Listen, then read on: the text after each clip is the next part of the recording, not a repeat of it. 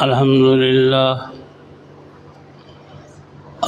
لله نحمده ونستعينه ونستغفره ونؤمن به ونتوكل عليه ونعوذ بالله من شرور أنفسنا ومن سيئات أعمالنا من يهده الله فلا مضل له ومن يضلل فلا هادي له وأشهد أن لا إله إلا الله وحده لا شريك له وأشهد أن محمدا عبده ورسوله صلى الله عليه وسلم. أما بعد فإن خير الحديث كتاب الله وخير الهدي هدي محمد صلى الله عليه وسلم وشر الأمور محدثاتها وكل محدثة بدعة وكل بدعة ضلالة وكل بدعة ضلالة وكل ضلالة في النار. أعوذ بالله السميع العليم من الشيطان الرجيم. بسم الله الرحمن الرحيم. يا أيها الذين آمنوا اتقوا الله حق تقاته ولا تموتن إلا وأنتم مسلمون. يا أيها الناس اتقوا ربكم الذي خلقكم من نفس واحدة وخلق منها زوجها وبث منهما رجالا كثيرا ونساء واتقوا الله الذي تساءلون به والأرحام إن الله كان عليكم رقيبا. يا أيها الذين آمنوا اتقوا الله وقولوا قولا سديدا يصلح لكم أعمالكم ويغفر لكم ذنوبكم ومن يطع الله ورسوله فقد فاز فوزا عظيما. قال الله تبارك وتعالى في مقام آخر: لا تجد قوما يؤمنون بالله واليوم الآخر يوادون من حاد الله ورسوله ولو كانوا آباءهم أو أبناءهم أو إخوانهم أو عشيرتهم.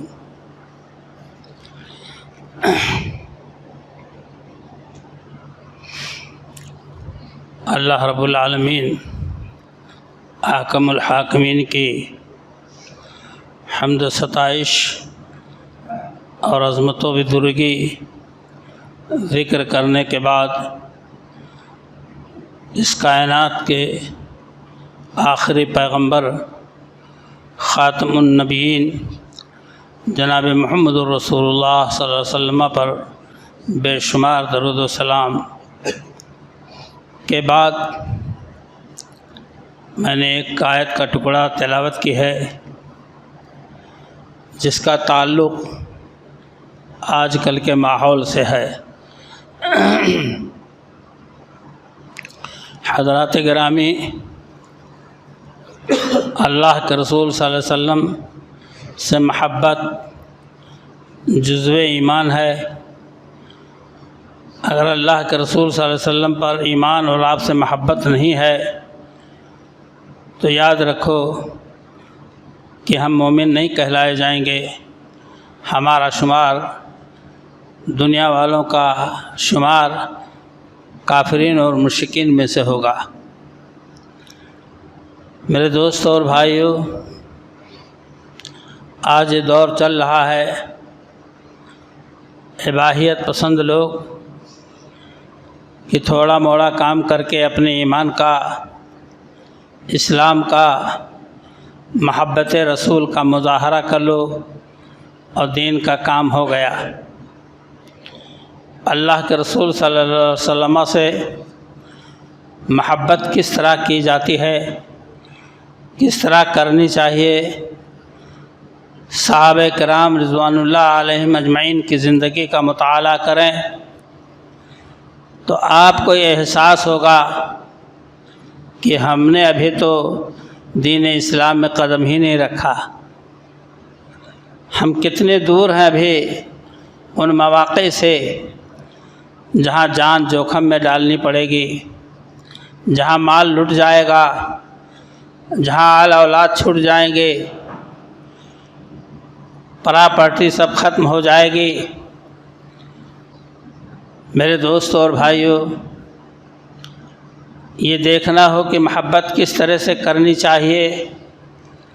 صحابہ کرام رضوان اللہ علیہم اجمعین، جنہوں نے اللہ کے رسول صلی اللہ علیہ وسلم سے پل پل، لمحہ بلمحہ محبت کا ثبوت دیا ہے۔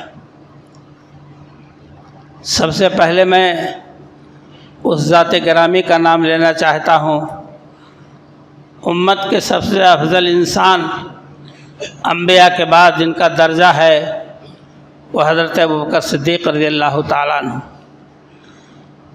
واشگاف انداز میں اللہ کے رسول صلی اللہ علیہ وسلم نے جب اعلان کیا، وہ تو کیا ہی، چپکے چپکے خاموشی سے آپ نے جب دعوت و تبلیغ کا سلسلہ شروع کیا، دعوت اللہ کا کام شروع کیا، تو یہ حضرت ابوبکر صدیق، حضرت خدیجۃ الکبریٰ، حضرت علی، حضرت زید بن حارثہ، حضرت ام ایمن وغیرہم رضی اللہ تعالیٰ عنہم نے بڑھ چڑھ کر کے آپ کی آواز پر لبیک کہا اور آپ کے دست مبارک پر ہاتھ رکھ دیا۔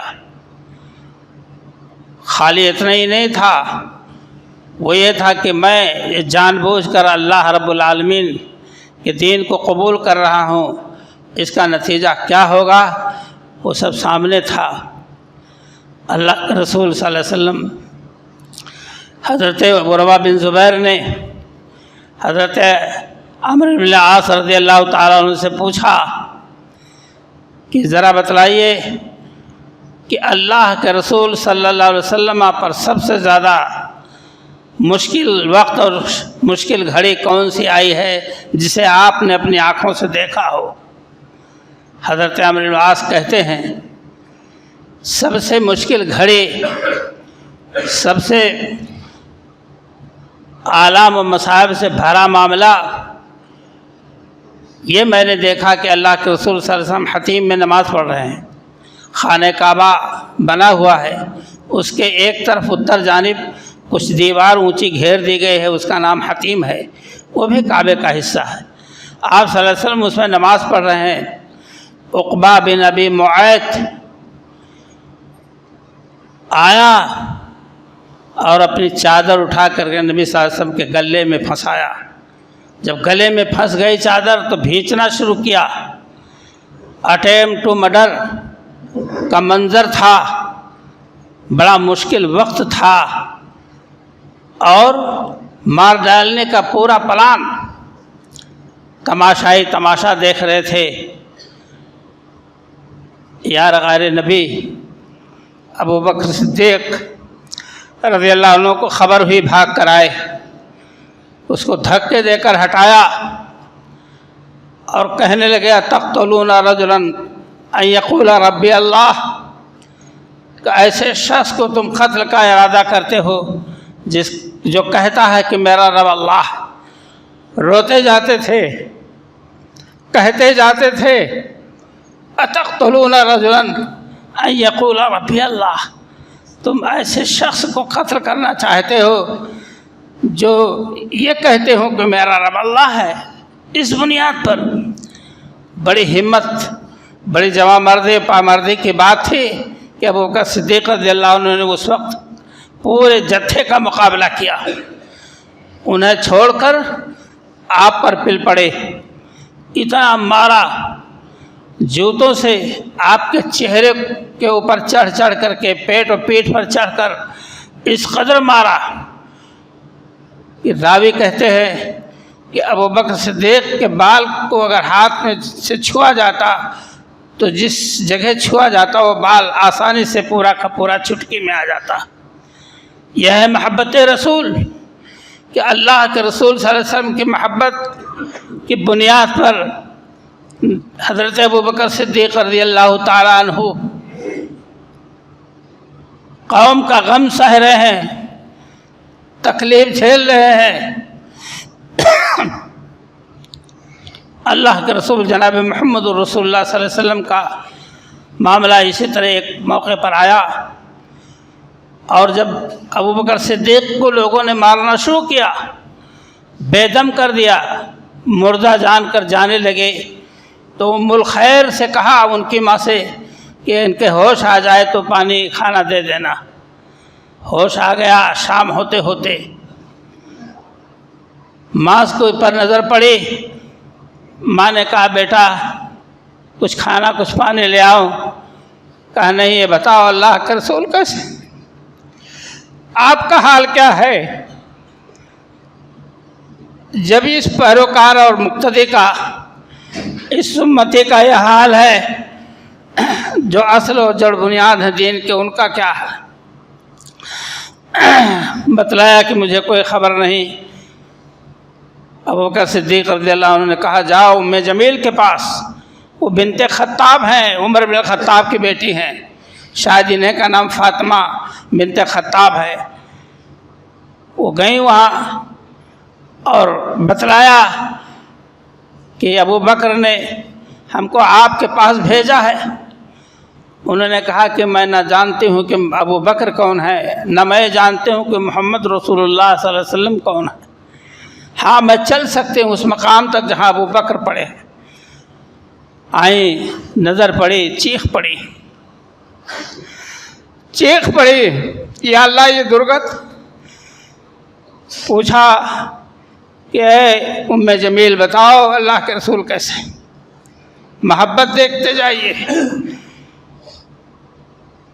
آپ نے فرمایا کہ اے ابوبکر، اللہ کے رسول صحیح سالم دار ارقم میں ہیں، کچھ کھا لو کچھ پانی پی لو۔ کہا نہیں، جب تک یہ آنکھیں اللہ کے رسول کو نہیں دیکھ لیتی صلی اللہ علیہ وسلم تب تک نہ کھانا نہ پانی، کوئی چیز نہیں۔ ان دونوں بیویوں کے سہارے، ایک ماں ہے اور ایک خطاب کی بیٹی عمر بن خطاب یعنی عمر کی بہن، لے گئیں دار ارقم میں۔ آپ صلی اللہ علیہ وسلم کو دیکھا، آنکھیں ٹھنڈی ہوئیں کہ آپ سلامت ہیں، آپ سلامت ہیں۔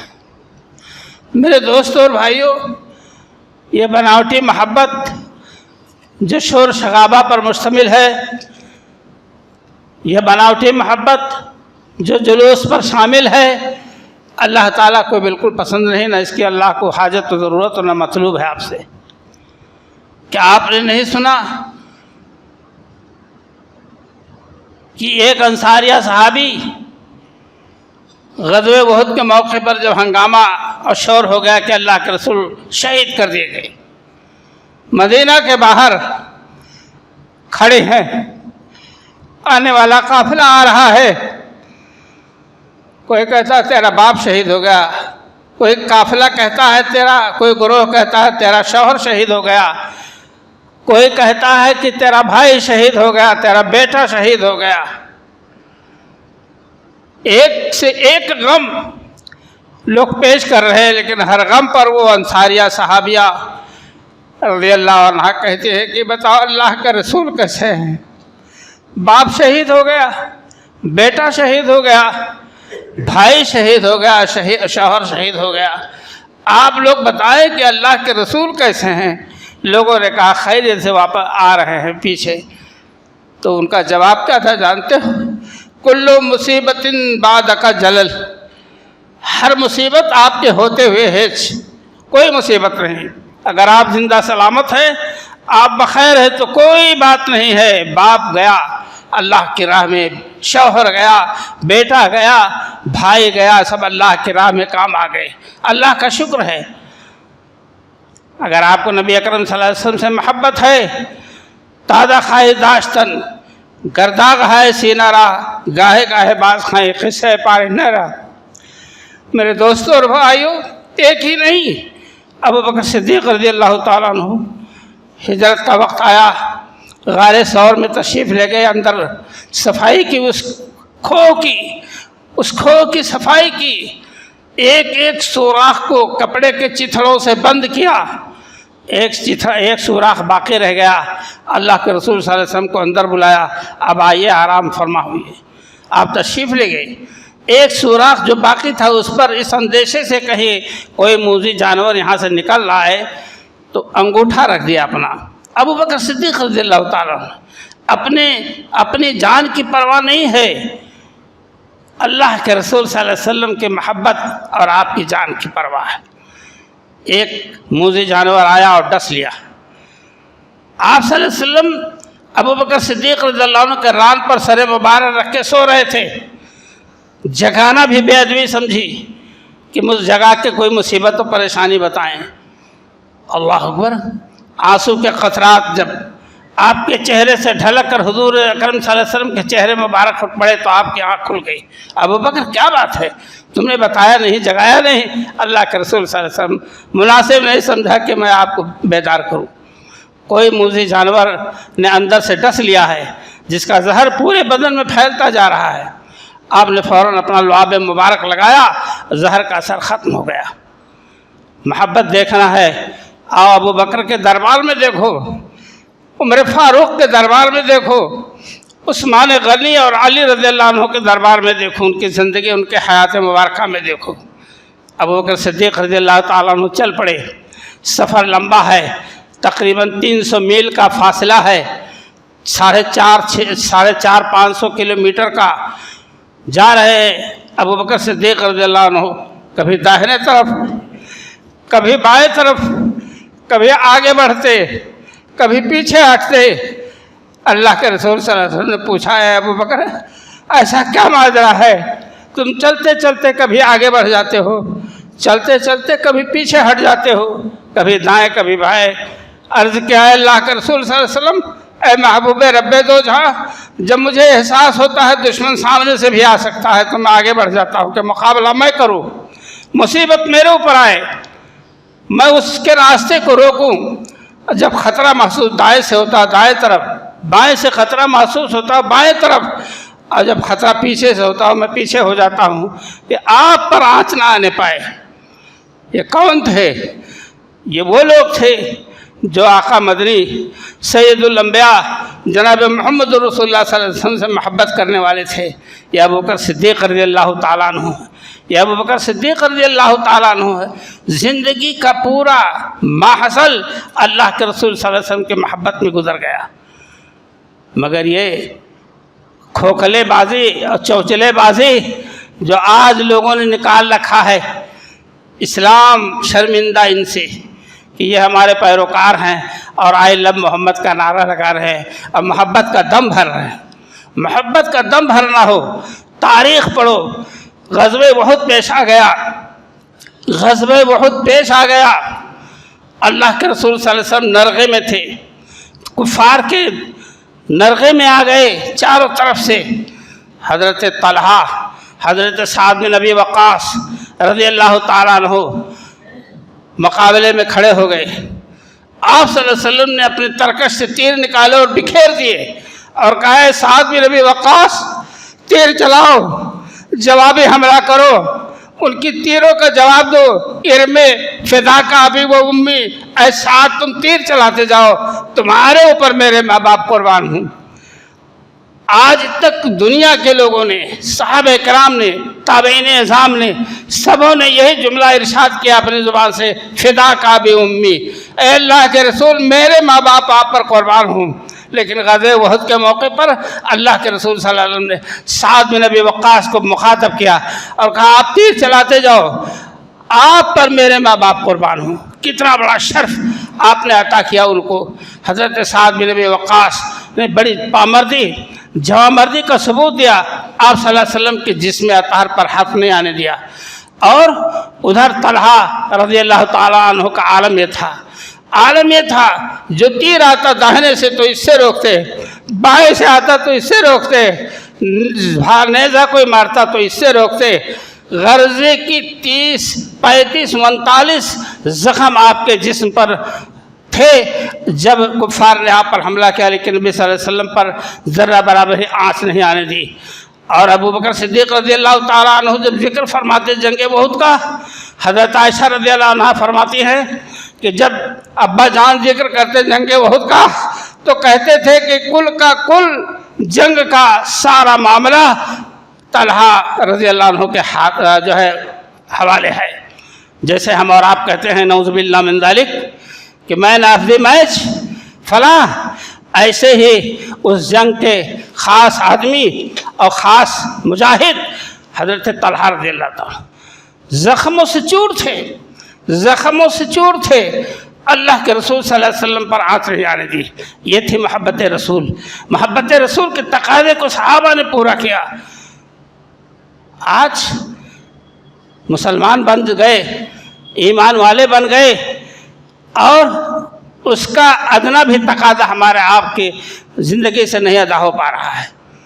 جتنی باتیں سنت کے بتائی گئی اس سے تم دور بھاگتے گئے، اور یہود و نصارہ کا طرز زندگی اپنانے میں آپ نے اپنے آپ کو فخر جانا۔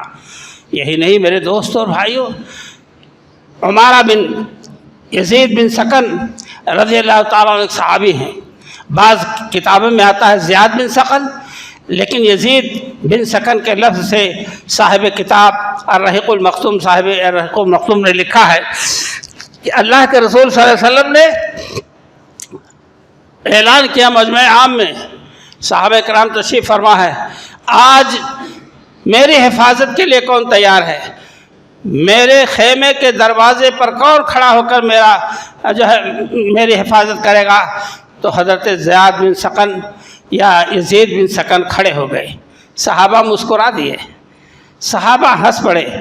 یہ پتلی پتلی ہڈیاں، پیلی پیلی، یہ پتلی پتلی یہ پڈلیاں، اور یہ معمولی سا ہلکا سا بدن جو ہوا میں اڑ جائے، یا آئے ہیں اللہ کے رسول صلی اللہ علیہ وسلم کی حفاظت کا دم بھرنے اور وعدہ کرنے، معاہدہ کرنے کہ میں اللہ کے رسول صلی اللہ علیہ وسلم کی حفاظت کروں گا مرتے دم تک۔ نتیجہ کیا ہوا جانتے ہو؟ جب مقابلہ کرتے کرتے چور ہو گئے، اور چور ہو کر گر پڑے، لوگ اٹھا کر زخمیوں کے کیمپ میں لے جانے لگے۔ آنکھ کھل گئی، کہاں لے جا رہے ہو؟ کہا کہ زخمیوں کے کیمپ میں۔ کہا نہیں، میں نے اللہ کے رسول صلی اللہ علیہ وسلم سے وعدہ کیا ہے کہ میری جان میں جب تک جان ہے، میری جان میں جب تک جان ہے، میں آپ کی حفاظت کروں گا۔ جان باقی ہے، مجھے خیمہ کے کھمبے سے باندھ کر کھڑا کر دو، میری وہیں موت ہو جائے۔ بعض روایتوں میں آتا ہے انہوں نے گزارش کی کہ نہیں، مجھے لے چلو۔ اللہ کے رسول صلی اللہ علیہ وسلم کے پاس جب لائے گئے، آپ صلی اللہ علیہ وسلم نے ان کو اپنے پیروں پر ٹیک لیا، اور وہیں آپ کا رخسار مبارک آپ کے قدموں پر پڑا، اور وہیں انتقال فرما گئے۔ جام شہادت نوش کر لیا۔ آپ سنیے کہ صحابہ کرام نے جس محبت کا، جس خلوص و اخلاص کا ثبوت پیش کیا ہے، نکل جائے دم تیرے قدموں کے اوپر، یہی دل کی حسرت، یہی آرزو ہے۔ شاعر نے اسی کی عکاسی کی اپنے نظم میں کہ نکل جائے دم تیرے قدموں کے اوپر، یہی دل کی حسرت، یہی آرزو ہے۔ میرے دوستوں اور بھائیوں، یہ بناوٹی، جسے لوگ بناوٹی داڑھیاں لگا لیتے ہیں، بناوٹی انداز اختیار کر لیتے ہیں، لوگ ہمیں مسلمان سمجھے۔ آتا ہے وقت لمبے جبے اور نیلا اور گلابی اور سفید عمامے باندھے جاتے ہیں، اور نعرے تکبیر بلند ہوتا ہے کہ معلوم ہوتا ہے کہ آج فتح ہو جائے گی پوری دنیا، اور ثابت کرتے ہیں کہ ہم ہیں مسلمان، ہمیں نبی صلی اللہ علیہ وسلم کے محبان رسول ہیں۔ ہم عاشق رسول تو نہیں کہہ سکتے، محبان رسول ہیں، اور ایک سنت رسول پر عمل کرنے کے لیے تیار نہیں ہیں، اور محبت رسول صلی اللہ علیہ وسلم کا جذبہ دکھا رہے ہیں۔ میرے دوستوں اور بھائیوں، صلح حدیبیہ کا موقع آیا، صلح حدیبیہ کا موقع آیا، دفعات لکھے جانے لگے۔ سب سے پہلا عنوان، سب سے پہلا موضوع تھا کہ یہ معاہدہ محمد الرسول اللہ، محمد الرسول اللہ اور قریش کے مابین طے پا گیا ہے۔ تو سہیل بن عمرو نے کہا کہ اگر ہم آپ کو رسول اللہ تسلیم کر لیں تو جھگڑا کس بات کا؟ بڑا ذہین آدمی تھا، بہت ذہانت رکھتے تھے، ایسے نہیں کسی کو خارجہ پالیسی کے لیے وزیر چن لیا، وزیر خارجہ ہیں یہ۔ تو میرے دوستوں اور بھائیوں، آپ نے فرمایا کہ اے علی، رسول اللہ کا لفظ کاٹ دو۔ اللہ اکبر، پہاڑ ٹوٹ پڑا علی رضی اللہ عنہ پر کہ اللہ کے رسول، جن ہاتھوں نے رسول اللہ لکھا ہے وہ ہاتھ مٹا نہیں سکتے، کچھ بھی ہو۔ آپ نے فرمایا کہ اے علی، محمد کے بعد رسول اللہ کاٹ دو اور محمد بن عبداللہ لکھ دو، ان کی خواہش رہ جائے، ہمیں صلح کرنا ہے، ہمیں جنگ نہیں کرنی ہے۔ آپ نے عرض کیا کہ اے اللہ کے رسول، جن ہاتھوں نے رسول اللہ لکھ دیا ہے اپنے، وہ ہاتھ اب کاٹ نہیں سکتے ہیں۔ تو آپ نے فرمایا کہ اے علی، کتنی دوری میں رسول اللہ کا لفظ لکھا ہوا ہے، میں اپنے ہاتھ سے مٹا دوں؟ تو انہوں نے اشارہ کیا اور اس رسول اللہ کے لفظ کو آپ صلی اللہ علیہ وسلم نے اپنی انگلیوں سے اس کو مٹایا۔ یہ حضرت علی رضی اللہ عنہ ہے، یہ ہجرت کی رات آئی ہے، یہ ہجرت کی رات آئی ہے، آپ کے بستر پر لیٹنا کانٹوں پر لیٹنا تھا، تلواروں کی دھاروں پر لیٹنا تھا، تیروں اور برچھیوں کی آنیوں پر لیٹنا تھا، مگر آپ نے فرمایا کہ اے علی، تم میرے بستر پر سو جاؤ، تمہارا کچھ نہیں بگڑے گا، تم سو جاؤ۔ اور ہم لوگ جا رہے ہیں، کہیں جا رہے ہیں، پوری بات آپ نے نہیں بتائی۔ علی رضی اللہ تعالیٰ عنہ آپ کے بستر پر سو گئے، لیٹ گئے۔ صبح ہوئی تو دیکھا کہ ارے یہ تو علی سو رہے، جس کی تلاش تھی وہ تو غائب۔ بہت جھجھلائے، چین بجبی ہوئے، حضرت علی کو تھپڑ مارا اور پوچھا کہ بتاؤ محمد بن عبداللہ کدھر گئے؟ علی رضی اللہ عنہ نے کہا مجھے کیا پتا، گھر تو آپ لوگ گھیرے ہوئے تھے، تو آپ کو نہیں معلوم تو ہمیں کیا معلوم؟ مگر یہ نہیں انکار کیا نعوذ باللہ من ذالک حضرت علی رضی اللہ عنہ کہ اللہ کے رسول ہمارے بس کی بات نہیں، ہمارے بس کی بات نہیں ہے۔ یہ حضرت علی رضی اللہ عنہ نے نہیں کہا۔ ہجرت کی اندھیری رات آئی، تقدیر علی کی جاگ اٹھی، ہجرت کی اندھیری رات آئی، ایک مہر مبی کے بستر پر ایک نجم درخشاں سوتا ہے۔ شاعر نے اس کی عکاسی کی ہے۔ تو اپنی جان کی پرواہ کسی نے نہیں کی، مال کی پرواہ کسی نے نہیں کی، آل اولاد کی پرواہ کسی نے نہیں کی۔ حب رسول، حب محمد صلی اللہ علیہ وسلم کے سامنے ساری دنیا کی چیزیں ہیج تھیں۔ میرے دوستوں اور بھائیوں، ایک نہیں، پوری تاریخ اسلامی اس بات پر شاہد ہے کہ صحابہ کرام رضی اللہ تعالیٰ عنہم نے کس طرح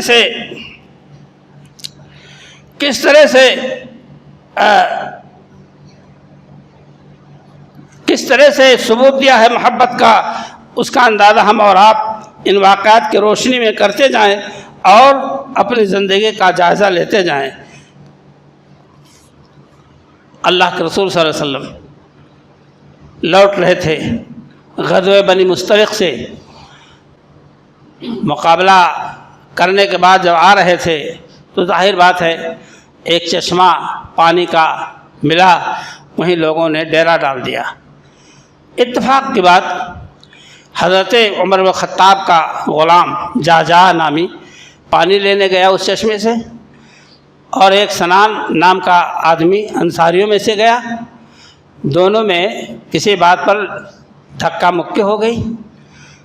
ایک نے مہاجرین کو آواز دی کہ دوڑو، اور ایک نے انصار قبیلے کے لوگوں کو آواز دی کہ آؤ دوڑو، یہ ہم کو مہاجر مار رہا ہے۔ اللہ کے رسول صلی اللہ علیہ وسلم بھاگے ہوئے آئے، پتہ چلا، اور آپ نے کہا کہ ابھی میں زندہ ہوں، موجود ہوں تمہارے درمیان، اور جاہلیت کی آواز اور پکار لگا رہے ہو، خاندانی پکار لگا رہے ہو، اے فلاں اے فلاں اے فلاں والو چلو۔ آپ صلی اللہ علیہ وسلم نے فوراً آرڈر کیا کہ یہاں سے کوچ کیا جائے۔ سب اٹھ پڑے، حکم کی دیر تھی، وہاں یہ نہیں پوچھنا تھا ایسا کہو ایسا کہو، نکل پڑے۔ ایک دن ایک رات چلتے رہے، جب صبح ہوئی تب آپ نے آرام کا حکم دیا۔ پیٹ لگتے ہی سب سو گئے، کیونکہ تھکے ہارے تو تھے ہی۔ وہ آئی گئی بات ختم ہو گئی۔ عبداللہ بن ابی منافقوں کا سردار، اس کو تو موقع چاہیے تھا، اس نے کہا اچھا یہ مہاجرین جو مدینہ آئے ہیں مکہ چھوڑ کر، ان کی اتنی ہمت اتنی جرات کہ ہم انصاریوں کو وہ چیلنج کریں۔ اس نے کہہ دیا لَيُخْرِجَنَّ الْعَاضُ مِنَ الْعَزَلِ، چلو لوٹو، چلو چلیں دیکھتے ہیں، معزز ترین لوگ ذلیل لوگوں کو نکال دیں گے۔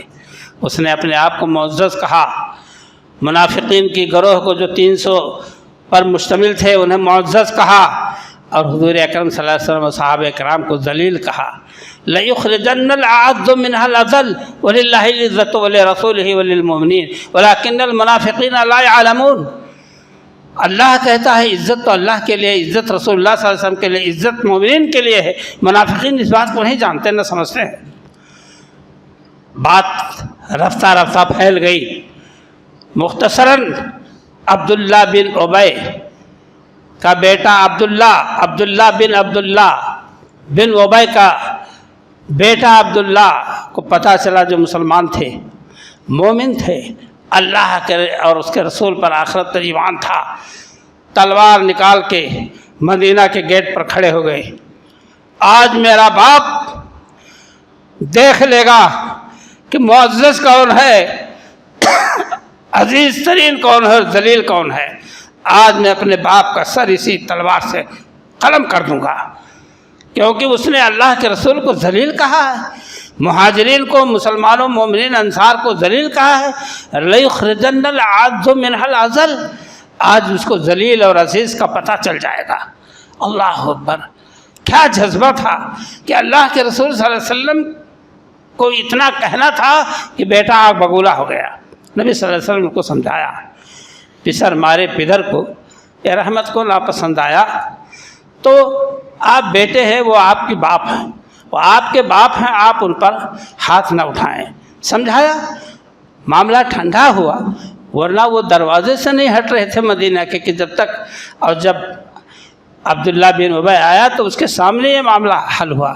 بیٹے نے کہا، ابا جان میں مدینہ میں آپ کو جانے نہیں دوں گا، یا تو تمہارا سر قلم ہوگا اور یا تو تمہیں اقرار کرنی ہوگی اپنی غلطی کی۔ برادران اسلام، آپ محبت رسول کا دعویٰ کریں گے، 5 ٹائم رات کے وقت ایک آواز کوئی چھت پر لگا دے تو تہلکہ مچ جاتا ہے کہ دوڑو اس طرف۔ 5 ٹائم آواز لگائی جاتی ہے، مسجدوں سے اذان کی آواز جاتی ہے، مگر آپ کے جسم میں، آپ کے بدن میں ذرہ بھی حیث و حرکت نہیں ہوتی کہ پکارنے والا پکار رہا ہے، اس کی آواز پر لپکنے دوڑے۔ کیسی محبت اللہ کے رسول صلی اللہ علیہ وسلم! نعرہ رسالت لگائیں گے اور ظہر کی نماز چھوڑیں گے، عصر کی نماز چھوڑیں گے، مغرب کی چھوڑیں گے، اور ہم کو اور آپ کو کہیں گے کہ ان کے اندر ایمان ہی نہیں ہے۔ یہ محبت رسول کیا جانے؟ میرے دوستوں اور بھائیو، عقل کے ناخن لو، محبت کرنی ہے اللہ کے رسول سے، اس تقاضے کو پورا کرو جو نبی اکرم صلی اللہ علیہ وسلم لے کر کے آئے تھے اللہ کی طرف سے، اس تحفے کا لحاظ کرو۔ اللہ نے فرمایا کہ لا تجد قوم یؤمنون باللہ والیوم الآخر، آپ نہیں پائیں گے ایسے لوگوں کو کہ جو اللہ اور آخرت پہ ایمان رکھتے ہوں، وہ ان سے محبت کرے جو اللہ رسول کے دشمن ہیں۔ اللہ رسول کے دشمن ہیں، وہ ان سے اللہ والے محبت نہیں کریں گے۔ وَلَوْ كَانُوا آبَاءَهُمْ، چاہے وہ تمہارے باپ ہوں، چاہے تمہارے بیٹے ہوں، چاہے تمہارے بھائی ہوں، چاہے تمہارے خاندان کے لوگ ہوں۔